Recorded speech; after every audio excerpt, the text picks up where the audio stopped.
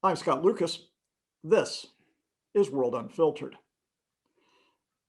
There are differing visions of Turkey, this pivotal economy in the global market, as I speak to you today. There is one vision going back over several months, a record fall in the Turkish currency, the lira, by 40% last year, at a time when President Erdoğan's son-in-law was heading up the finance ministry. A contraction in the economy, which of course was due in part to the coronavirus pandemic, but also questions about regional trade partnerships.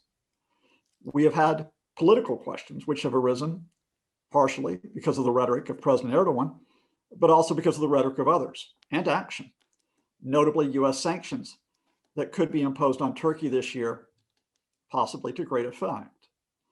And then of course, we've got Turkey caught, trying to benefit from, but also sometimes being at the mercy of very complicated regional economic movements by the Gulf states, China and Russia, as well as Europe and the United States. All of that's in play with an inflation rate of 15%, an unemployment rate which is rising.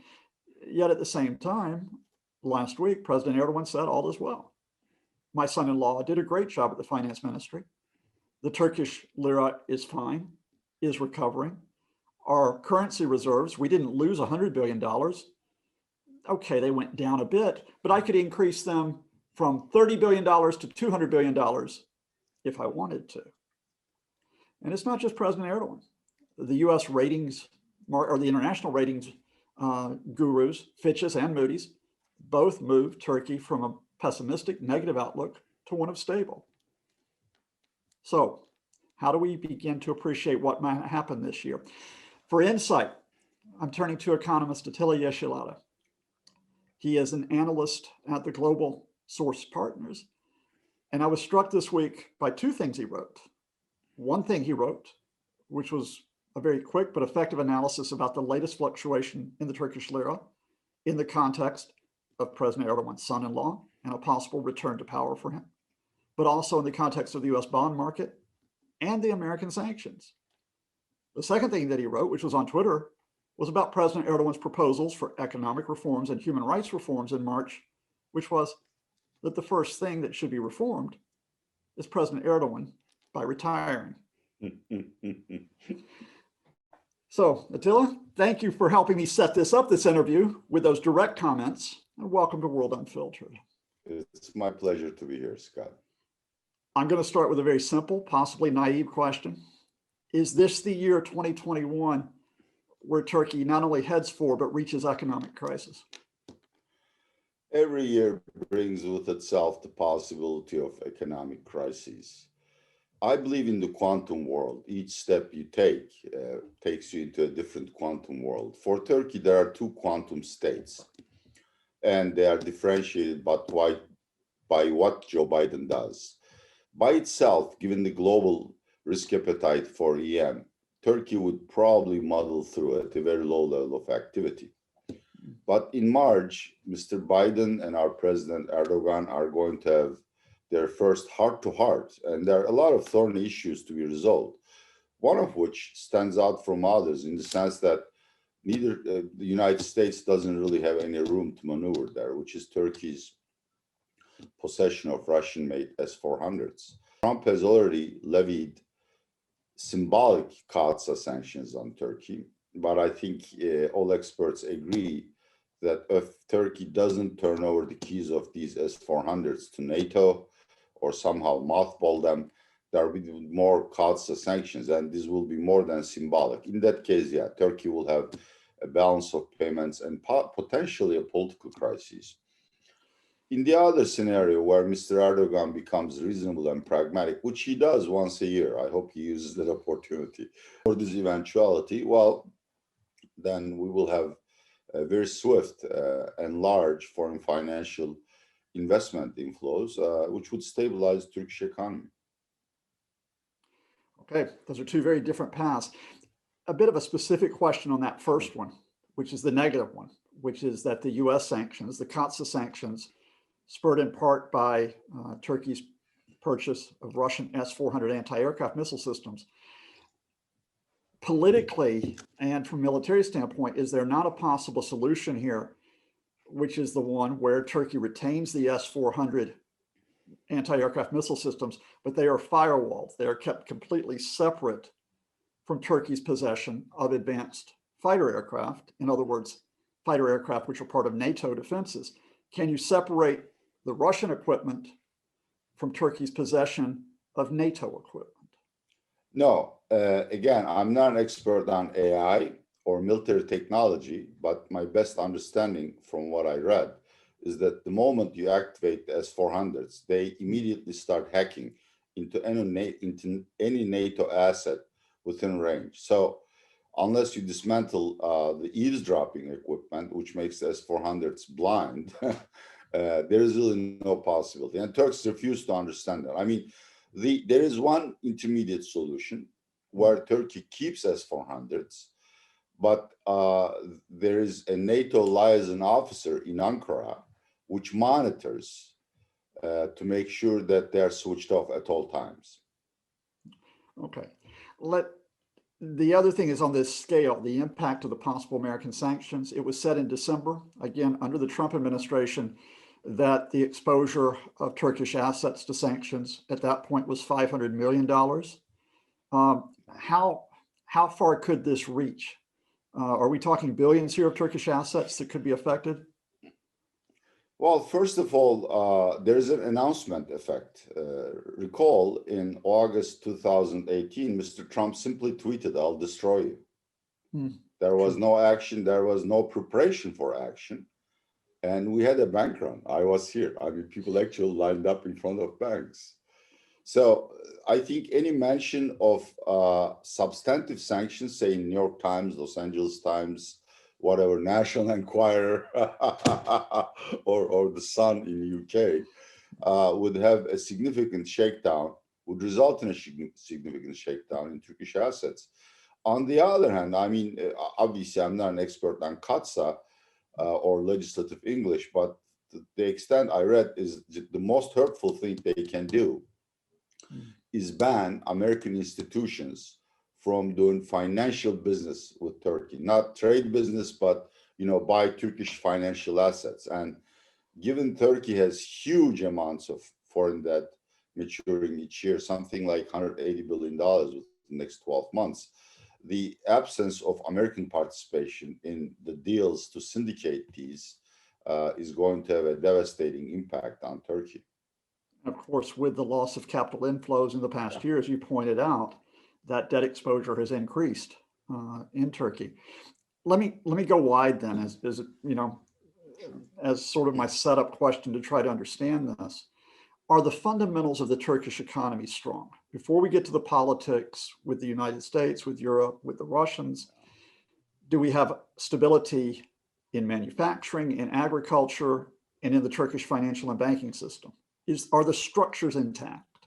No, and that's one of Mr. Erdoğan has done a lot of great things for Turkey. I would be remiss if I failed to admit that. But recently, he oversaw the complete dismantlement of Turkish institutions. These, I think, to those of the audience who follow Mr. Daron Acemoğlu, he destroyed all of the inclusive or enriching institutions.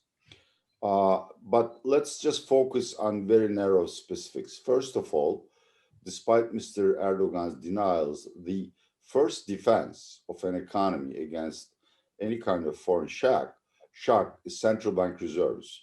Whether you measure them in net terms or gross terms, which is the gist of the debate currently in Turkey, they fall way short of what IMF calls the safe rule, which is covering 1 year of maturing foreign debt.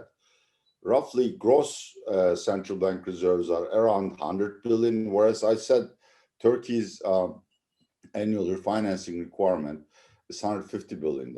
Two, you have a very weak banking system. It is the best kept secret that official non-performing loans of Turkish banks are 4% of their total, but the actual ratio is 15%. So they really don't have too much of a flexibility if the foreign credit flows are cut off. Three, Turkey is a savings deficit country. To grow, we need other people's savings.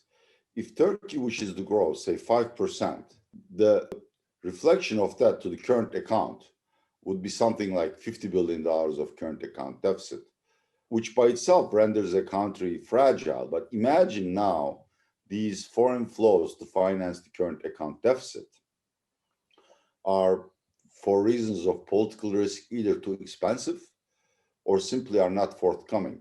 So Turkish economy is like an earthquake damaged house.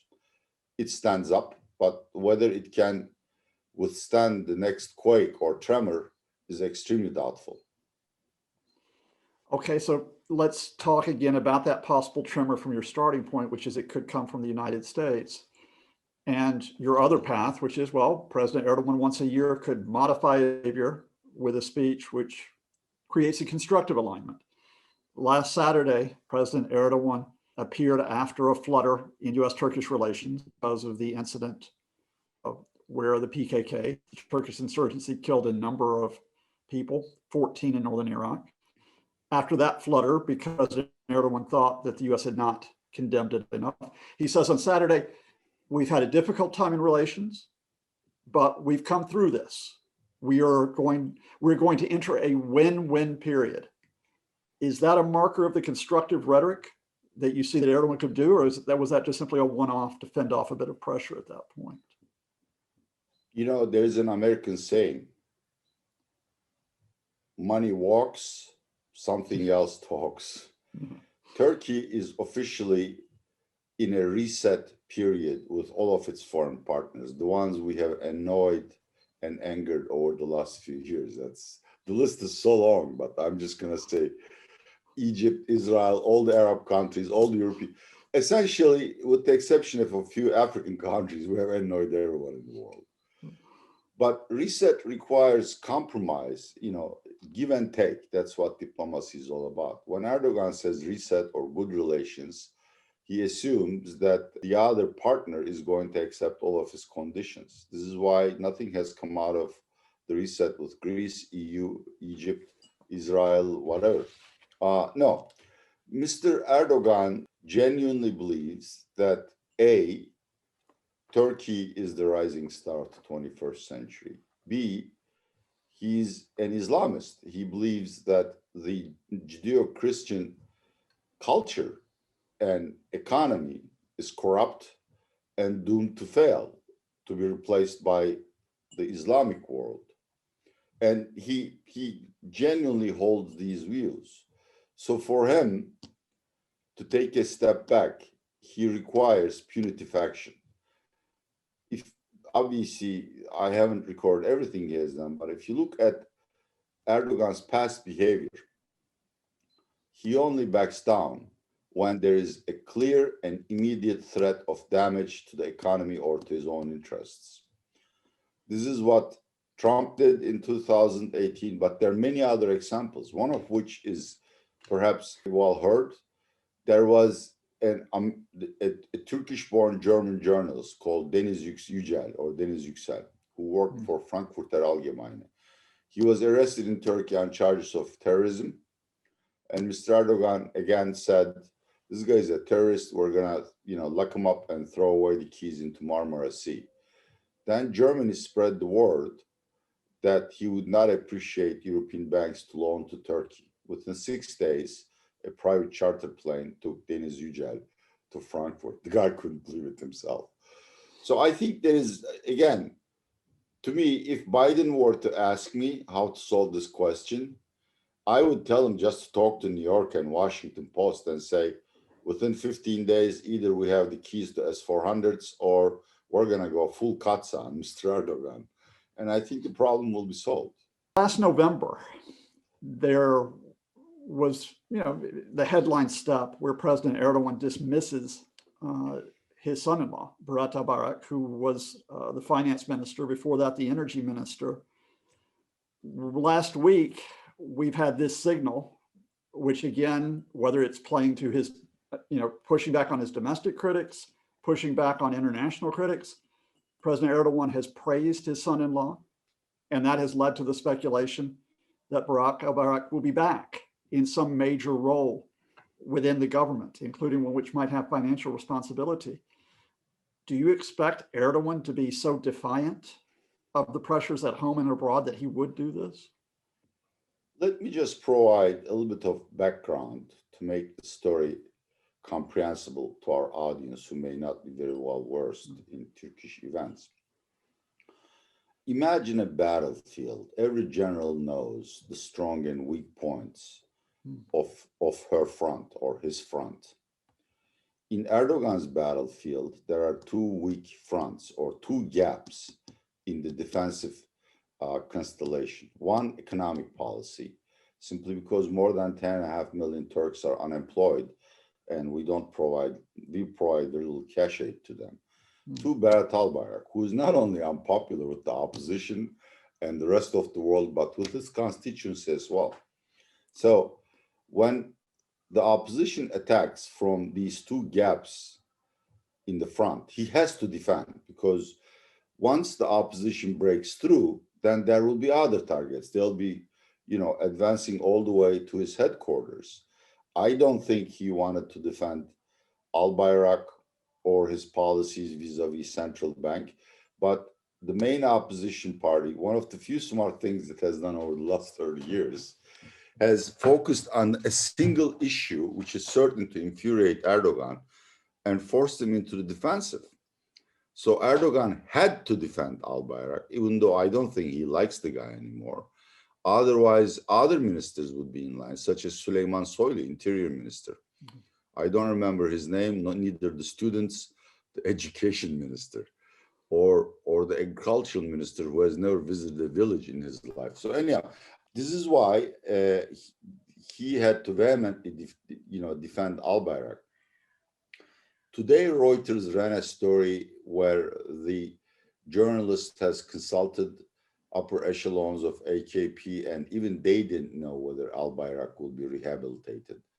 I personally strongly doubt that Erdogan will bring him back, simply because Erdogan's story, which few people believe, but I find genuine, when he didn't sack, officially speaking, al-Bayrak, but let him go, is that al-Bayrak lied to him about the reserves. And that's one thing Erdogan never forgives. And I don't think Mr. al-Bayrak is his skin or his anointed successor anymore. So he will defend him, but whether he will have a cabinet role, I strongly doubt it. But as long as that rumor is in the market, I don't expect any recovery in the Turkish lira or business confidence. Let me put another bigger alternative that some would say, and that is, all right, well, look, Turkey might face problems with international markets. They might face problems with Europe, with the US, but they can look east. They can look to the Russians. They can look to the Chinese, especially with China's Belt and Road Initiative. That is almost the salvation for Turkey by pursuing an alternative economic system. Is there any possibility of turning east to shore up the Turkish economy? Well, we can turn our backs to the east. That's the only direction we can turn. Look, the funny thing is neither Putin nor Xi Jinping take Erdogan seriously. Okay. These are one-night relationships. I mean, look at the dynamics of our relationship with Russia. In Idlib, they bomb our forces. In Nagorno-Karabakh, they made sure Azerbaijan won the war but lost the peace. Crimea is, by the way, very dear to Turkey because most of them Crimean Tatars are we have kinship. They don't support us in East Med. We sell tomatoes and cheap tourist tours to Russia. They sell us natural gas, S-400s, and nuclear power plants. When it comes to China, no, for two reasons. First of all, obviously, I'm not a China expert, but China's economic interest is directly correlated to the distance of a country from the epicenter of the Belt and Road. So if I understand Belt and Road is currently stuck because of bureaucratic obstacles in Central Asia. If it were to reach the shores of the Caspian Sea, then I think China would take a serious interest in Turkey. But there is a deeper problem, Uyghurs. Uyghurs are Turkish, of the same family of races. And again, I mean, Canada just declared that what China does to Uyghurs is a genocide. So this is not my personal opinion. They are mistreated. And there are about 60,000 of them in Turkey, which are being extradited slowly to China. But as long as there is a Uyghur presence and there is a huge public support for Uyghurs coming from not only nationalists, but Islamists, China will never trust Turkey. So another thing, I mean, look, our alliance to Russia goes back to something like 5 years. I mean, the Syrian alliance. Over that period, Turkey had several balance of payments bottlenecks. The easiest thing Russia could have done was take watchers or take an IOU for the natural gas payments. They didn't tell Turkey a penny. So there is really no way that Turkey can turn east. And there is really no way Turkey can turn to the Arab world because the Arab world hates Erdogan. Even with the recent rapprochement between the Saudis and Qatar, backed by Ankara, you don't see that easing or opening up in the Gulf? There are two general issues stopping rapprochement between Turkey and Arab countries, and one specific issue. The specific issue with Saudi Arabia is the murder of journalist Khashoggi on Turkish soil. No sovereign nation would forgive political assassinations. And I'm sorry, the Saudis were either drunk or complete morons, because if they didn't know Turkey bugged the Saudi embassy, I mean, Jesus Christ, what can I say? So we have this is sort of like a gory movie. We have captured it on camera, how this poor man was brutally slaughtered. So Saudi Arabia has to make amends. The general issues are obviously more important. Hamas and Muslim Brotherhood. As long as Turkey stands by Hamas and again, I have nothing against Hamas or Muslim Brotherhood, whether they're terror organizations or not. It's a question I don't want to get into, but they certainly are considered as very disruptive elements by Arab monarchies. And the fact that Turkey actively supports these, I mean, it's not just rhetoric. Both Hamas and the Muslim Brotherhood, in particular the Egyptian branch, has headquarters in Turkey, and they continue whatever is considered subversive activities for Arab countries from Istanbul. So if Turkey is willing to give up on these two tools to reach the Arab street, there will be no reconciliation. Risking a projection, you've portrayed a situation where Erdogan is not on the level of being an equal of Xi Jinping, of Vladimir Putin, where he doesn't really have leverage with someone like Mohammed bin Salman in Saudi Arabia. Do you think Erdogan realizes that he doesn't really have leverage in these relationships at this point? It has become extremely difficult to model Erdogan's mindset. I mean, in any other country, in Russia and China, it's not only the president or the strongman, but there is a group of well-known and strategists or advisors with official credentials who speak on behalf of the president. In Turkey, we don't have that. This country, speaking economically, is 100% on discretionary management. There are no rules. So it's really difficult to understand what Erdogan thinks, or more importantly, how much he knows. Because there we're talking about what I call a bunker or echo chamber effect, in the sense that people may hesitate to tell Mr. Erdogan the truth.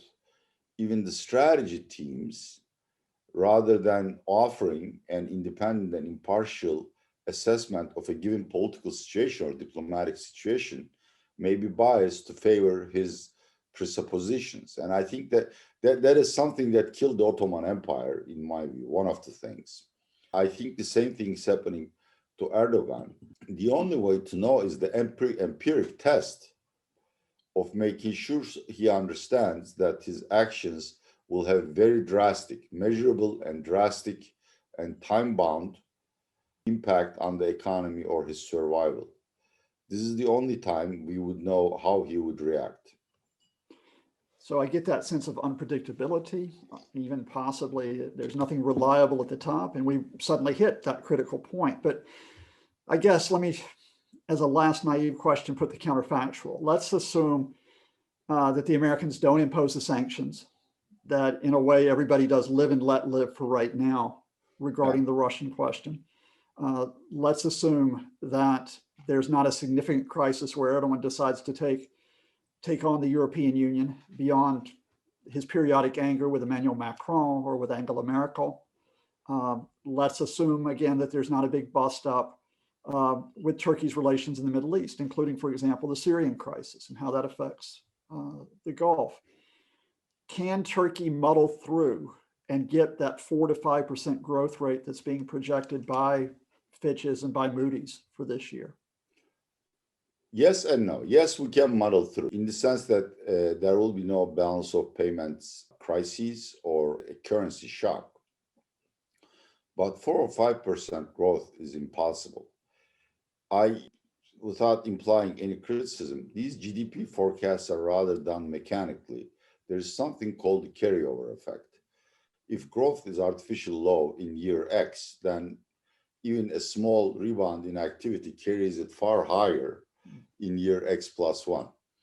And yeah, if you assume that Turkish economy didn't grow at all, not a penny in 2021, you get something like 5% GDP growth.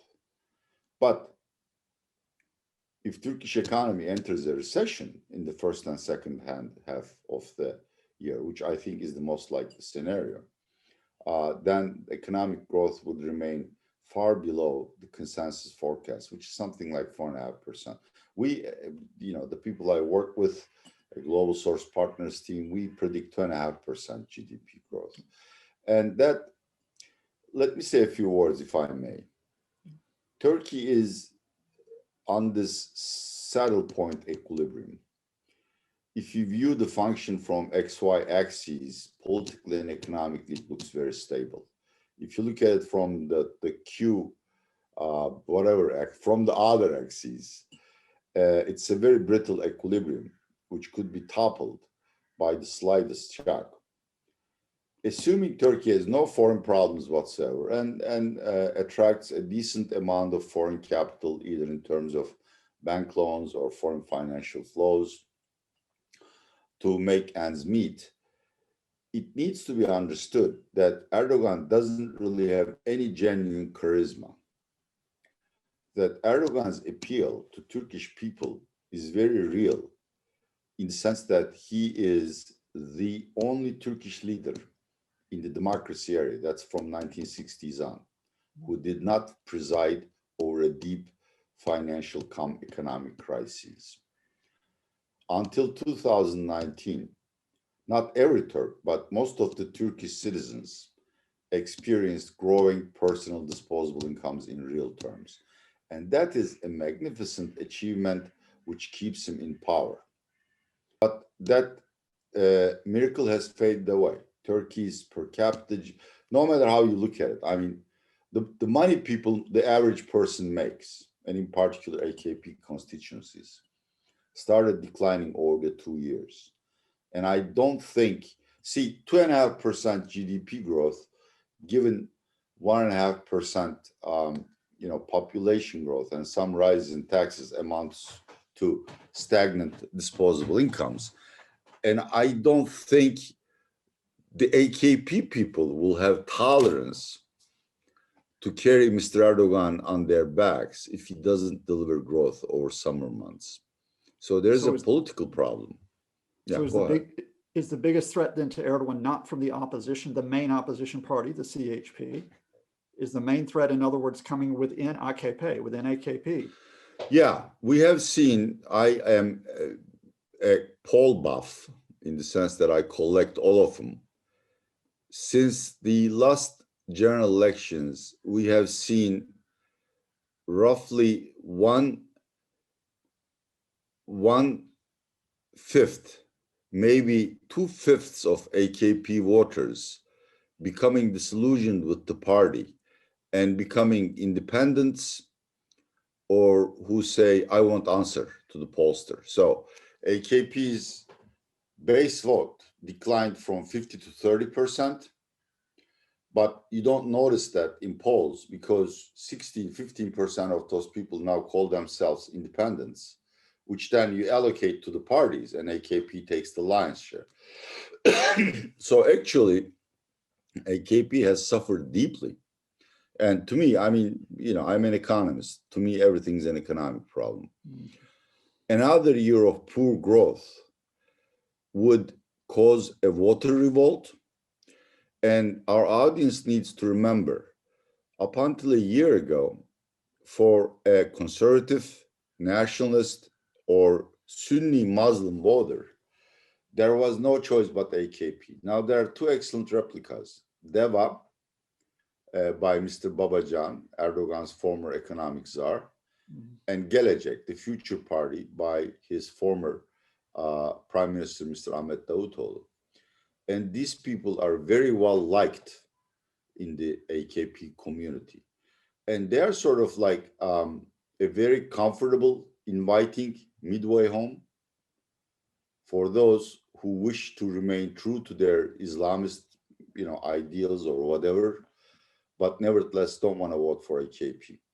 So what I predict is that, leaving aside all foreign problems, if we have another poor tourism season, say, some kind of mutant variant, whatever, and Turkey enters the winter of 2021 with very low growth or recession, AKP parliamentarians, members of the parliament, will start migrating to these parties.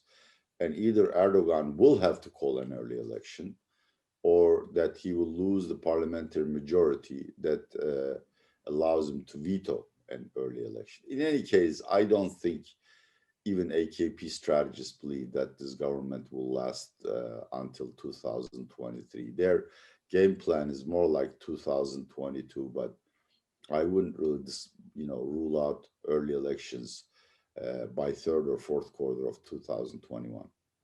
Wow. I started with the question, will there be a crisis in 2021? I come up with the answer, which is almost like, well, pick your crisis. At the very least, we're going to need to buckle up our seatbelts.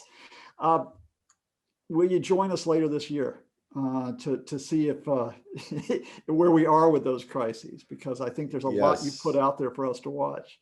I love my mistakes being thrown back on my face along with a dozen of eggs. So please do invite me and shame me publicly on this broadcast. No, I have enjoyed this deeply.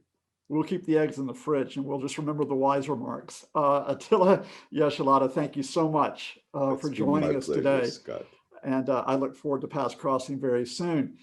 Let me also thank the great folks at Deep Dive Politics who've held it all together while we've been chatting.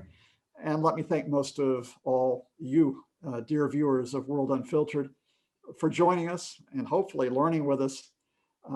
It is indeed going to be an adventurous 2021.